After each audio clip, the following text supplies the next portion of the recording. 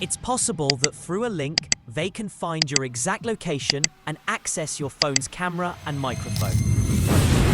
There are many tools that can teach you how to hack different types of devices. In this opportunity, I want to show you the tool StBreaker.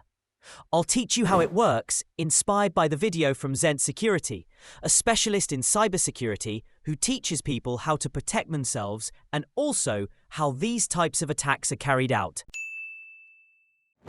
Before I explain anything about this video, I want you to know that this post and this information is for educational purposes only. If attacks are done, you'll know how to defend yourself better against them. Please don't try this with any infrastructure that doesn't belong to you or that you don't have permission to use. To avoid any compatibility problems, I'm going to use a version of Kali Linux from the year 2020. If you don't have that version, you can download it directly from ZSecurity's page. Let's see what he does. To do this, we'll use the command git and the repository's URL, which, as you can see here, ends in Stormbreaker. Of course, before installing or modifying any type of file, you must run the command apt update. This way, the repositories you'll need will be updated to install this time. At this point, ZSecurity installs many packages related to the Python tool, which will be necessary to run Stormbreaker. That's why you run the command you see here, and all of this will automatically be installed beforehand. Don't forget to update the repositories if you run the list command again. You'll find this, the installation in a .sh script, which you must execute using the bash command. Install.sh. One important point you should always remember is that when you're working as the root user, you don't need to use the sudo command, as opposed to when you're using another standard user. Of course, the main tools you'll need will be downloaded from Python libraries. If we run the command Python 3 again, you'll find this interface. Let's see what Z does now. Security just copied, and this command is actually very, very simple.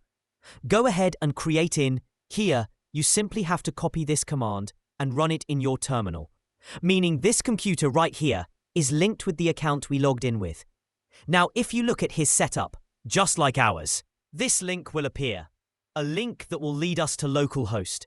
That is, our own computer on a link from port 2525. If you don't know what ngrok is, I recommend watching this video which explains in detail what it is and how it works. In this case, what I will tell you is that ngrok works to create temporary tunnels that allow us to establish remote connections between a potential victim and our own computer. Let's go to the ngrok site, where you should have already created a user account, and we'll copy our token just as it appears here. Once the token has been successfully saved, we're going to run the ngrok tool on port 2525, just as Stormbreaker shows us. With that, we can deploy the tool from a remote device. Lastly, you'll notice that ngrok gives us the following URL, which even ends with the extension or starts with the extension HTTPS, indicating it's theoretically secure. However, if we enter it, it will ask us to enter credentials, which can be of the type you choose. And once here, you'll notice that you can run various tools that will allow you to access the phone's audio or the mobile device's camera and its location. For example, ZSecurity takes the link that allows it to find the exact location of the device it has accessed. And as you can see here, it shows the public IP address of that device, what the operating system is, what version it's using, and where it's theoretically located physically. We understand that since it's macOS, it's a Mac computer.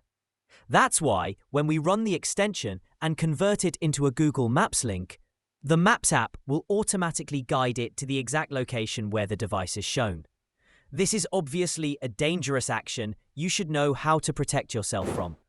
As always, my recommendation is don't click on any link that isn't trustworthy, or on any email that isn't trustworthy to you. Otherwise, you'll always be exposed to these kinds of attacks, which, as you can see, are very hard to develop and carry out, even by people who aren't cybersecurity experts. However, there are other types of tools which I'll show you in the one you see here.